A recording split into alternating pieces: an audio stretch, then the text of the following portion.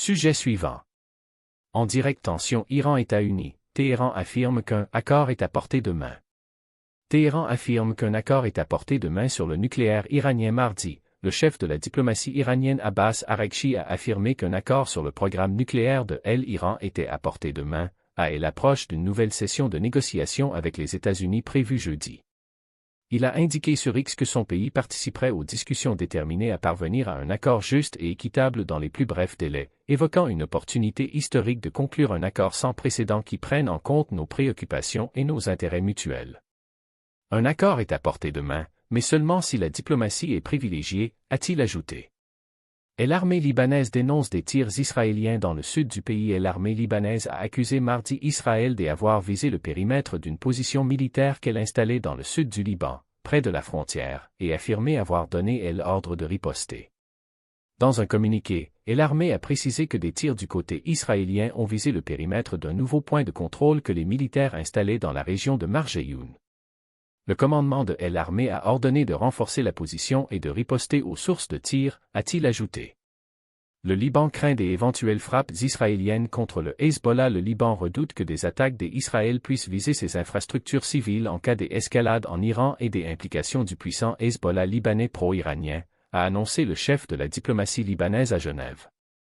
Il existe des signaux indiquant que les Israéliens pourraient frapper très fortement en cas d'escalade, y compris potentiellement des infrastructures stratégiques comme l'aéroport, a déclaré le ministre à quelques médias. Nous conduisons actuellement des démarches diplomatiques pour demander que, même en cas de représailles, les infrastructures civiles libanaises ne soient pas ciblées, a-t-il ajouté en marge d'une session du Conseil des droits de l'homme de l'ONU. Les gardiens de la Révolution entament des exercices près du Golfe. Les gardiens de la Révolution, l'armée idéologique de la République islamique d'Iran, ont débuté des exercices militaires le long du Golfe, a rapporté mardi la télévision d'État au moment où les États-Unis accentuent leur pression sur Téhéran.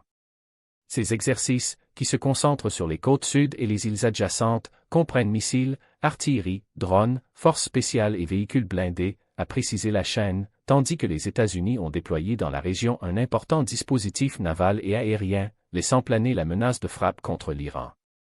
Les étudiants ont le droit de manifester mais ne doivent pas franchir des lignes rouges. Les étudiants iraniens ont le droit de manifester mais ne doivent pas franchir des lignes rouges, a mis en garde mardi le gouvernement dans sa première réaction depuis la reprise samedi d'un mouvement de contestation dans certaines universités. Ils ont naturellement le droit de manifester, a déclaré la porte-parole Fatemeh Mohajrani. Mais il y a des lignes rouges à protéger et à ne pas franchir, même au plus fort de la colère, a-t-elle ajouté lors d'une conférence de presse hebdomadaire, citant en exemple les lieux sacrés et le drapeau de la République islamique.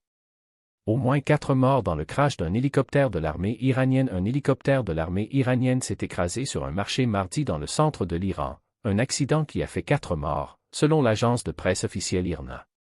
Le pilote et le copilote de l'appareil ont été tués ainsi que 2 commerçants du marché de fruits et légumes à Khomenichar, près de la grande ville d'Ispahan centre, a précisé IRNA. L'agence évoque une panne technique.